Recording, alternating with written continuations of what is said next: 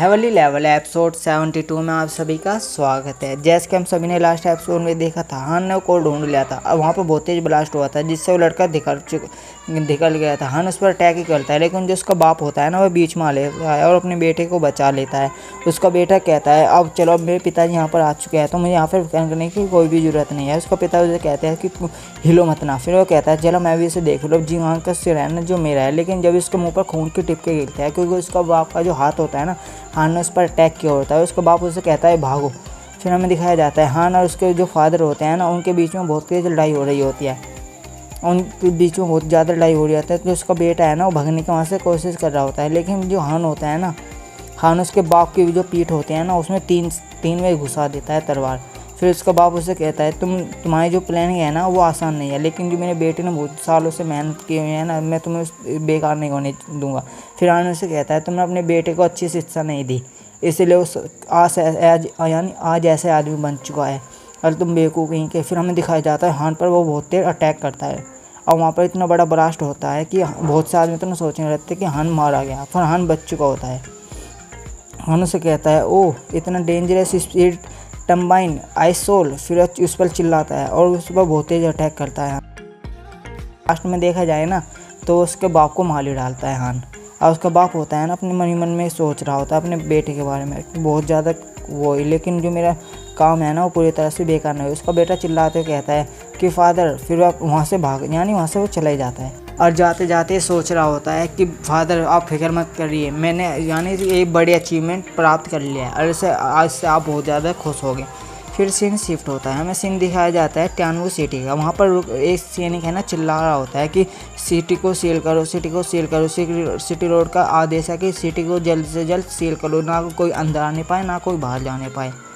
फिर एक सैनिक भगा आता है और कहता है कि सिटी को सील करना है, लेकिन मेजर अचानक क्या हो गया, वो कहता है जल्द से जल्द अरेस्ट स्टार्ट करो, सिटी को सील करो। हमें दिखाया जाता है सभी दरवाजे बंद कर दिए जाते हैं, लेकिन पर हान और लड़के होते हैं ना बाहर आ चुके होते हैं। और श्रेया कहती है ऑलमोस्ट हम अंदर बंद हो चुके थे। लड़का कहता है फाइनली हम इतनी तेज़ भागते हैं कि हम बाहर आ गए। फिर उससे वो लड़की होती है ना मेरियाना, वो कहती है अगर इसने यू चैन ने इतनी लेट पर रिएक्शन क्यों दिया, क्या उतना ज़्यादा सिली और डरा हुआ है। हान कहता है ऐसा कुछ भी नहीं है, इस समय कुछ चीज़ ऐसी मिसिंग है जो इसलिए उसका जो रिएक्ट है ना वो तेज़ नहीं हो पाया। और लड़की उससे पूछते हैं मतलब। फिर हमें दिखाया जाता है उसे कुछ चीज़ देता है, उसे देख उसकी आँख चमकने लगती है। वो कहते हैं क्या सिटी रोड टोकन, आखिर ये सिटी रोड टोकन तुम्हारे पास आया क्या? इससे तो तुम्हारे पास जो सारी अथॉरिटी होती है ना सिटी रोड के पास, वह सब तुम्हारी होगी। वह हान उसे वापस जवाब देता है यह सिर्फ तुम्हारे लिए है। वो उससे पूछते हैं क्या मेरे लिए, लेकिन क्यों? फिर हान उसे समझाता है अगर जो मैं से ठीक तरह से कहा जाए तो मैं यानी हम एक साथ टियानवु इससे गायब हो जाएंगे। तो ऐसे लोबाग वो सब कि सिटी रोड अचानक मारे गए, सिटी रोड टोकन भी गायब है। इसे समझाना थोड़ा सा आसान नहीं है। अगर मैं तुम्हें सिंपल शब्दों में समझाऊँ तो सुनो, जो याकिन चैन है ना वह समय बहुत ज़्यादा बिजी है, क्योंकि उसने जैसे सिटी को भी सेल करवाया है ना। अब वह ना तुम्हारे बारे में जो बहुत ज़्यादा अफवाह मचाएगा। मैं तुम्हें समझाने की कोशिश कर सकता हूँ कि ऐसा क्यों हो सकता है, समझो बातों को। इस समय उस जिहान हमारे रिलेशन को लेकर उसने बहुत ज़्यादा र्यूमर्स फैलाएगा। वो आज समय पूरी तरह से बिजी भी होगा।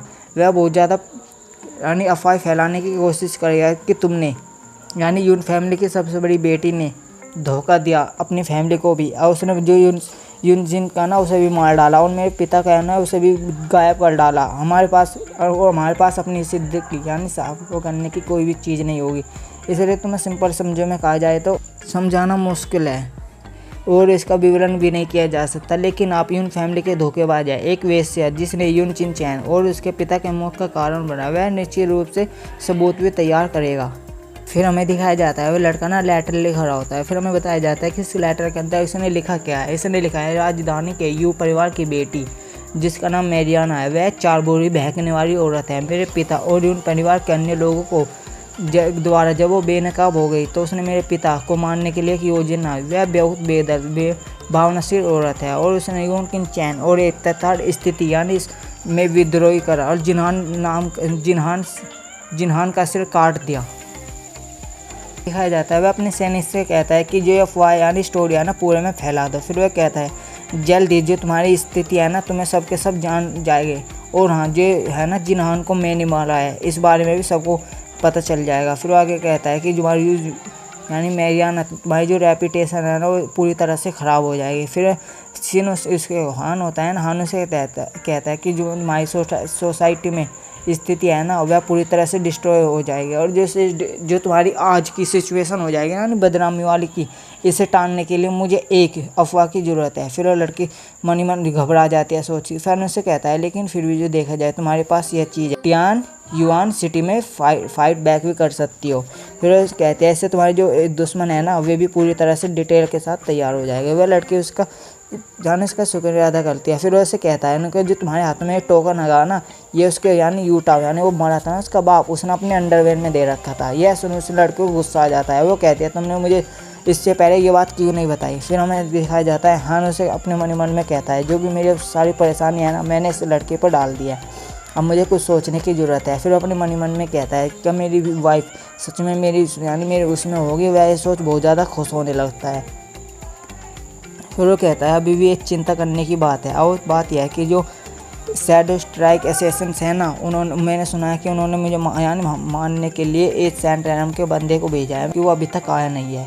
फिर सीन हमें दिखाया जाता है कुछ दिनों बाद का। एक जगह हान लौटा होता है और अपने मन यानी कि कह रहा होता है कि इतना ज़्यादा अच्छा महसूस हो रहा है। फिर वो अपनी उंगलियों पर गिनता है और कहता है मैरियाना अपनी फैमिली के पास वापस चली गई मैन पावर पाने के लिए। वहीं पे जो है ना वह ना लिंग फैमिली को वहाँ वापस चला गया है जिससे कि वो इन्फॉर्मेशन इकट्ठी कर सके टियानवु सिटी में घूमकर। और जो श्रेया है ना वो ना मेरे लिए इंस्ट्रक्शन के हिसाब से मेरे लिए खाना बना रही है।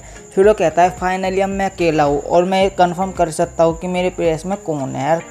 फिर वह अपने अंदर यानी वहाँ पर चला भी जाता है अपने स्पिरिचुअल वर्ल्ड में और फिर वो कहता है वो यहीं है। फिर वो भगा जाता है और कहता है वाइफ ही, लेकिन रुझान उसे लपाटा मारती है और कहती है तुम क्रिमिनल कहीं के। वह बहुत दूर जाकर गिरता है और कहता है क्या सच में रुझान ही है। फिर रुझान आती है और कहती है तुम यहाँ पर हो। वो कहती है फिर तुम मेरे साथ करने से पहले क्या तुम मेरे साथ बात नहीं कर सकते।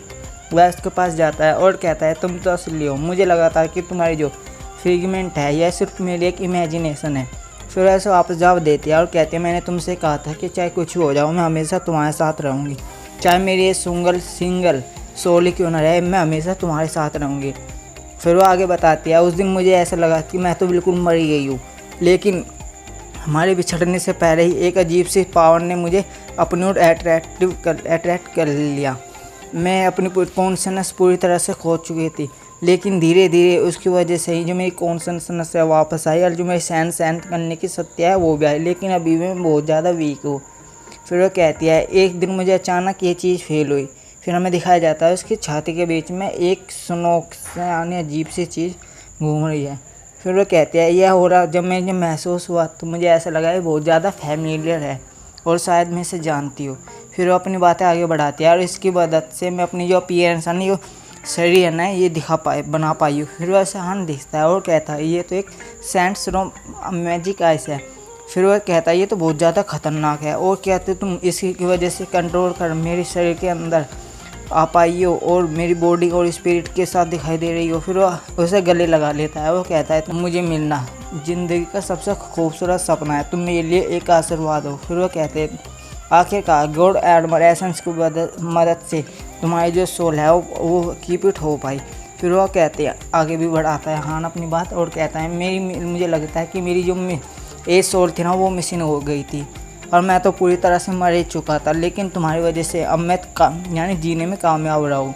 फिर वो आगे भी कहता है जो मैंने येलो लीवर लिंग लाइटिंग एब्जॉर्ब करी है ना इसमें तुमने मेरे साथ बहुत बड़ी भूमिका निभाई है। वह कहती है मैं वो नहीं हूँ। फिर अपनी बात आगे बढ़ाते हैं रुझान और कहती है मैं तो सिर्फ एक सोल का छोटा सा हिस्सा हूँ। फिर हान उसके पास जाता है और कहता है तुम फिक्र करने की कोई भी ज़रूरत नहीं है, मैं तुम्हारे लिए मदद करूँगा तुम्हारी सोल वापस ढूंढने पर। जब हम तुम्हारी सोल वापस ढूंढ लेंगे ना तुम हो ना तुम वास्तविक रूप से जाग जाओगे।